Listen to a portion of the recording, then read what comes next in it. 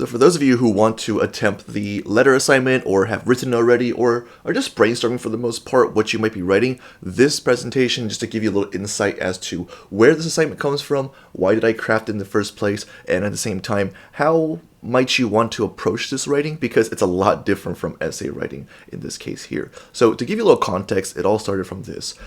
Back when I was a weeaboo, back when I was about 21 years old or so, I just wanted you to consider this. When you're in your really early 20s or young adulthood, everything seems really confusing because now you have a lot of freedom in terms of school, in terms of work, in terms of the people you meet, in terms of places you go, so forth and so on. So really, life to me was really difficult to comprehend as a 21-year-old. So really, what do you do then if you really don't know what to do? You just go home, you play video games, you watch anime, you just kind of like, bum around for the most part despite going to school or whatever, right? So I bumped into this anime called Welcome to the NHK, and it was way different from the other ones I've ever seen in my life, because in other animes, it was mostly about like action or romance or whatever, and Welcome to the NHK was something that was 180 from all that. It was about depression. It was about isolation. It was about being a person in the modern world. So we follow the story of this guy named Saito, who basically at the age of 22 has given up on everything.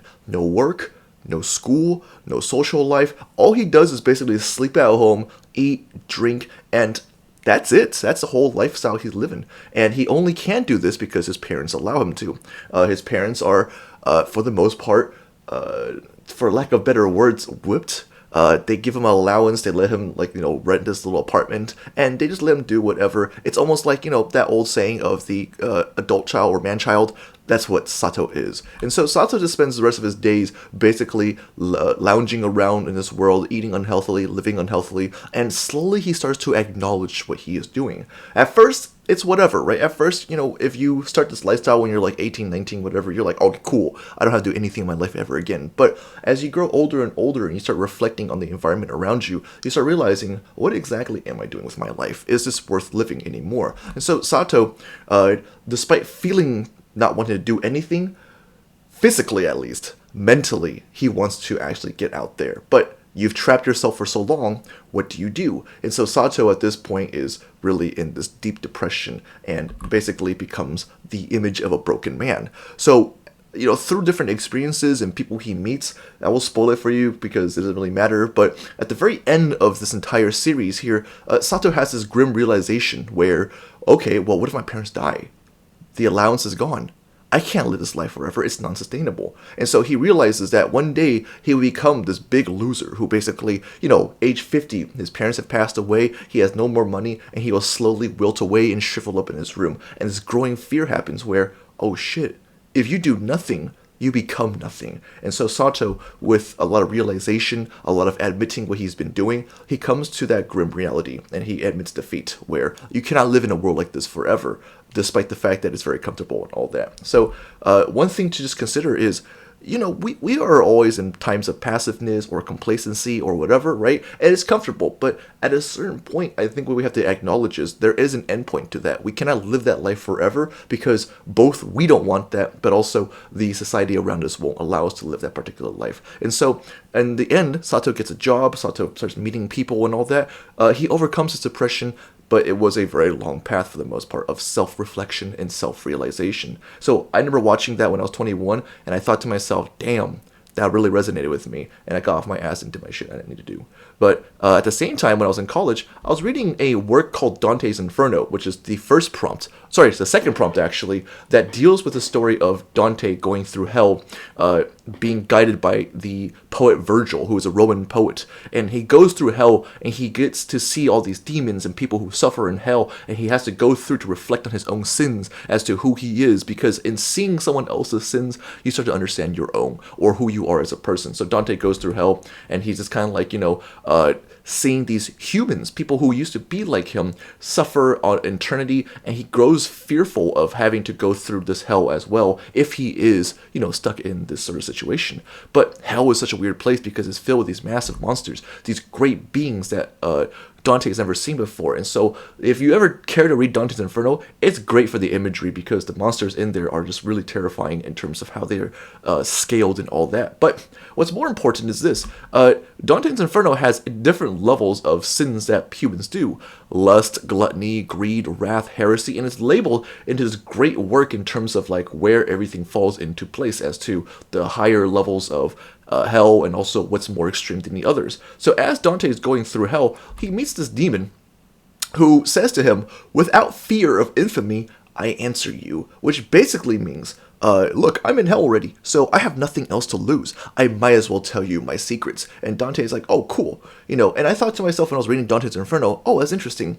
Again, another situation where someone has nothing else to lose, so you might as well. And so, to me, that was a really good situation to put myself in, if I ever wanted to be honest.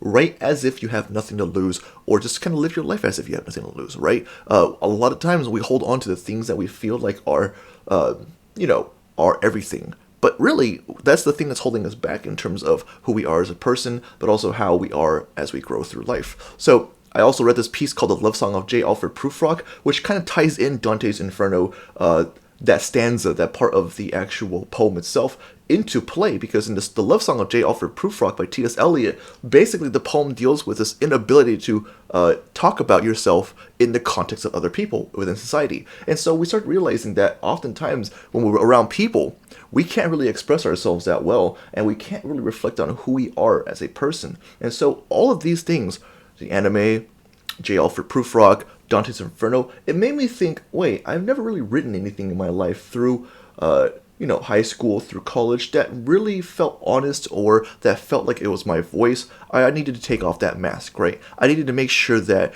for once in my life as a writer, I needed to see who exactly I was building as a persona and who was behind that persona, that mask of a human. But it's not easy, because it's, again, like Sato, it's easy to be complacent, even in the face of danger or society coming at you, because it's so comfortable being complacent. But the problem with being complacent and just learning the basics or just kind of keeping to the regular is you never really grow past your surroundings, right? You never really go out there in terms of what you can do. So, we really just need to walk out of our comfort zones, and the letter was designed to do that, because the letter poses you in a situation where you have nothing else to lose. I don't want you to think of it as a sad letter. You may cry writing it. I did when I wrote mine, when I wrote this prompt, because for once in my life, I walked out of my comfort zone and I admitted the sort of things I've done, and at the same time, I reflected on who I was as an actual person in the context of what I was writing. So really, I need you to consider two different worlds. On the one hand, you've been writing structured writing through elementary, middle, high school, and largely those are just training wheels to help you structure your ideas, to structure your sentences. The ball was thrown by Jill. You know subject, actions, all that bullshit in terms of like how writing is, constructed. But how many times have we written like this, right? Like an author where in this particular passage, this character basically has a mental breakdown. I'm just sick of ego, my own and everyone else's. I'm sick of everybody that wants to get somewhere, to do something distinguishable, be somebody interesting. It's disgusting. I'm sick of just liking people. I wish to God I could meet somebody I could respect. I'm sick of not having the courage to be an absolute nobody. And it's lines like that whenever I was reading it through my career as an English major and everything, that I thought, damn, these authors, I feel like, put themselves into situations of no return, or of, the wall in the back, and really you can't really turn around anymore to be complacent. So what you do is then you go and fight forward instead. And I'd rather you write like that at least once in your life in this letter here. So put your past behind you in this case here. Put your past behind you, reflect on it, be humble. Don't bullshit yourself. If you write something you feel like, okay, I'm just going to write this right now to cover over, no, delete that shit and write what you actually thought or what you felt. This is the place to be honest, because again, I don't read it. It's just for you. This is the part where the language has to be honest of a reflection to you. And it's not easy, because as you're writing this piece here, it really is a one-on-one piece where you are writing to yourself. And writing to yourself is kind of like meeting an old friend, where, the first time you see your old friend again, you're like, oh, hey, it's been a while, kind of awkward. And that first step of looking at yourself will be like that. But you have to overcome that, because really, at a certain point, if you keep distancing yourself, you become more of a stranger to yourself as time progresses. So the intention of the letter is this. There's a word called catharsis, which basically means a sort of like emotional release, a sort of like clarity of mind as you kind of find acceptance or understanding, whatever. This letter is for that catharsis that I would like you to try to have. I'd rather you understand the experience of writing it rather than the content itself, because you could be writing some very sad, angry, whatever stuff, but that stuff doesn't define you per se. That's the stuff that you've been holding on to, and that's something I want you to release in this particular letter. Something that after years of perhaps lack of reflecting, you finally get the chance to do so.